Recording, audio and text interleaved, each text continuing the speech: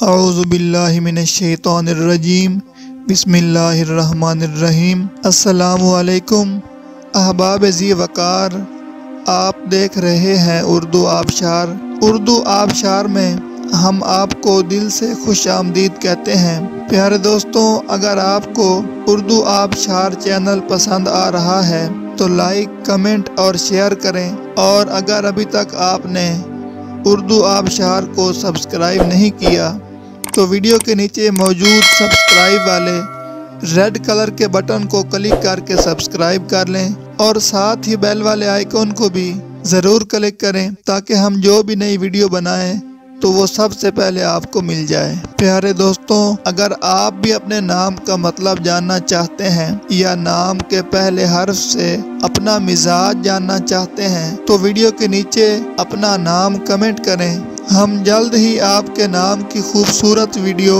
आपके नाम के मैनी के साथ बना देंगे। अब चलते हैं आज की वीडियो की तरफ। मुअज़्ज़ज़ नाज़रीन, आज की वीडियो में हम उर्दू आबशार में देखेंगे कि अफ़शा नाम का मतलब क्या है। नाज़रीन, अफ़शा नाम फ़ीमेल यानी लड़कियों का नाम है और ये फ़ारसी ज़ुबान का लफ्ज़ है और इसका मतलब है सितारा, अबरक, बखेरना, तकसीम करना, बांटना, फैलाना। तो नाज़रीन, ये थी हमारी आज की वीडियो। मैं उम्मीद करता हूँ कि आपको हमारी आज की वीडियो बहुत ज़्यादा पसंद आई होगी।